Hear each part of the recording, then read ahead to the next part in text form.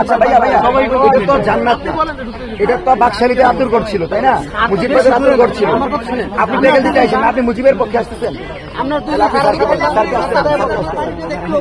আমরা আবু সাইদ ওয়াসিমের জীবন যারা নিয়েছে তাদের কাছে আসছি, তাদের ভয়ের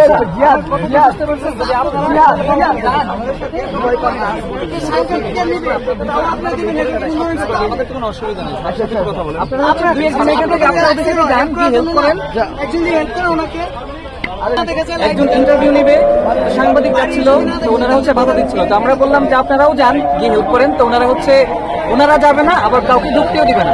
এই হচ্ছে ব্যাপারে। এখানে মিলিটারি বানায় হচ্ছে ডিওএইচএস এর মতো। এখানে ঢুকতে গেলে সংসদের মতো হয়ে গেছে, অনুমতি নিয়ে ঢুকতে হবে। এই 17 বছর যে অবস্থা ছিল এখানে, এটা কেউ ঢুকতে পারে নাই। আজকে তো ওই অবস্থায় হইলো ভাই। তাহলে বাংলাদেশ এত বিষয়গুলো এগুলো গেল কোথায়? এখানে যদি আমরা ঢুকতে না পারি, এটা অস্থিতি তো বিলীন করে দেওয়া উচিত। এটা যে অবস্থাতে আছে ভেঙে একবারে এখানে পুকুর খনন করা উচিত, পাবলিক টয়লেট বানানো উচিত এখানে। ওরাই গুলোর প্রোটোকল দিতেছে কেন? এটা কি ওদের কোনো কিছু? পাবলিক টয়লেট বানানো উচিত, ভাঙা উচিত মানে